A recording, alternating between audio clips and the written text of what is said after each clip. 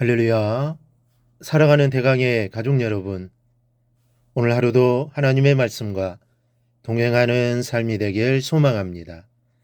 오늘 함께 나눌 하나님의 말씀은 고린도후서 1장 12절에서 14절 말씀입니다.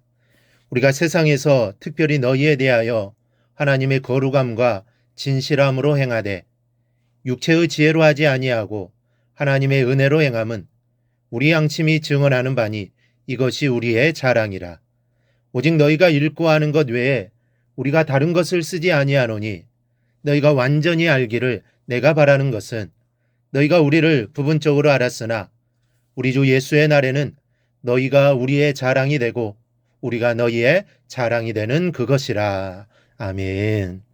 오늘 본문 말씀을 보면 고린도 교회 성도 중에 바울을 믿지 못할 자로 의심하고 모함하는 자들이 있었음을 알 수가 있습니다. 바울을 오해했기 때문인데 이와 같이 목회를 하다가 당하는 가장 큰 문제 중에 하나가 바로 오해입니다. 어느 목사님이 장로님 댁에 신방을 갔다가 예배 후에 다가를 나누게 되었습니다. 장로님 목사님에게 차를 한 잔만 더 드시라고 권했고 목사님은 장로님에게 되었다라고 말을 했습니다. 그런데 이 장로님 댁을 지나가던 한 교인이 이 말을 듣고는 시험에 들었답니다. 그 교인에게는 한 잔 더라는 말이 술을 권하는 소리로 들렸던 것이죠. 그 교인은 주일날 다른 교인들에게 어떻게 목사와 장로가 술을 같이 마실 수 있냐라고 불평하게 되었고 그것이 교회의 문제가 될 뻔했다는 겁니다. 나중에 오해가 풀리긴 했지만 목회를 하다 보면 실제로 이런 종류의 오해나 또는 성도 간의 오해로 인해서 어려움을 겪을 때가 종종 있습니다. 이 시간은 어떻게 하면 오해를 하지 않을 수 있는가 생각해 보고자 합니다. 첫째는 자기 양심의 소리에 귀를 기울여야 합니다. 12절을 보면 우리가 세상에서 특별히 너희에 대하여 하나님의 거룩함과 진실함으로 행하되 육체의 지혜로 하지 아니하고 하나님의 은혜로 행함은 우리 양심이 증언하는 바니 이것이 우리의 자랑이라.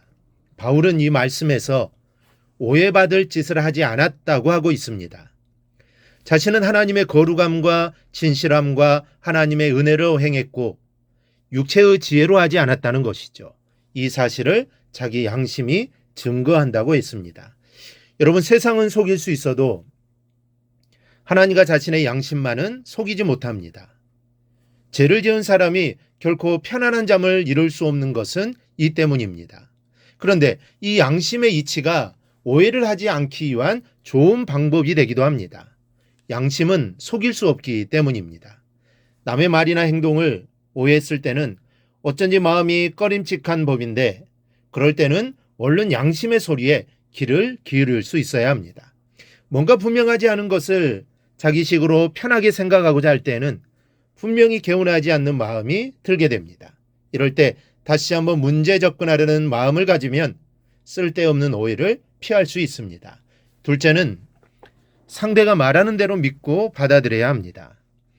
어떤 사람들은 겉으로는 이런 말을 하고 또 속으로는 다른 마음을 품고 있는 사람이 있습니다. 때문에 이런 사람들에게 한 번, 두 번 골탕을 먹다 보면 사람을 믿는 것이 어리석은 것 같고 또 어렵습니다. 그러나 여러분, 오해하는 것보다는 속는 것이 더 낫습니다. 오해를 하게 되면 그 오해로 인해서 생각지도 않은 죄를 짓게 됩니다. 그러니 오해해서 죄를 짓는 것보다는 차라리 속는 것이 낫습니다. 속을 때 속더라도 믿어주는 것이 신앙인의 모습이요. 마음도 더 편한 겁니다. 그런데 고린도 교인들은 그렇지 못했습니다. 오늘 본문 말씀 13절을 보면 바울이 고린도 교인들에게 써보낸 서신이 있었음을 알 수 있습니다. 바로 고린도 전서에 해당합니다. 여기에는 바울의 진심이 담겨 있었습니다.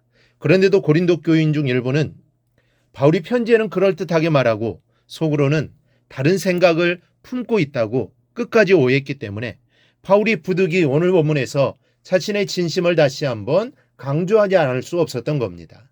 사람이 말을 할 때는 믿는 마음으로 들어야 합니다. 믿고 이해해주고자 하는 마음으로 사람을 대해야 합니다. 의도적으로 사람을 속이려고 말하는 경우도 있긴 하지만 그렇다고 습관적으로 사람을 의심하고 다른 사람의 말을 믿지 못하면 결국은 자신의 인간관계와 삶이 문제가 됩니다. 그러니 속도라도 믿어주어야 합니다. 성도는 그렇게 살아야 합니다. 주님께 우리에게 그렇게 하시지 않았습니까? 우리가 죄를 짓고 다시는 죄를 짓지 않겠습니다 하고 또 죄를 짓습니다. 하나님의 마음을 아프게 합니다. 그런데 주님은 우리의 그런 생각과 행동을 다 아시지만 속아주십니다. 용서해 주시죠. 그리고 기다려 주십니다.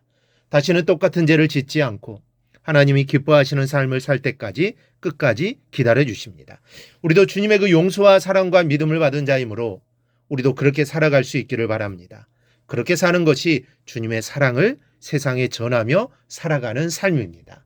셋째는 끝까지 알고자 하는 겁니다. 13절입니다.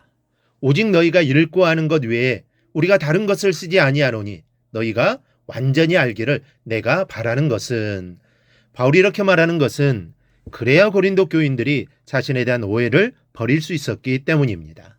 여러분, 완전히 알지도 못하는 상태에서 섣부르게 추측하고 판단하는 것보다 위험한 일이 없습니다. 그렇게 되면 하지 않은 일도 한 것처럼 꾸며서 말하게 되고 또 큰 문제가 생기게 됩니다.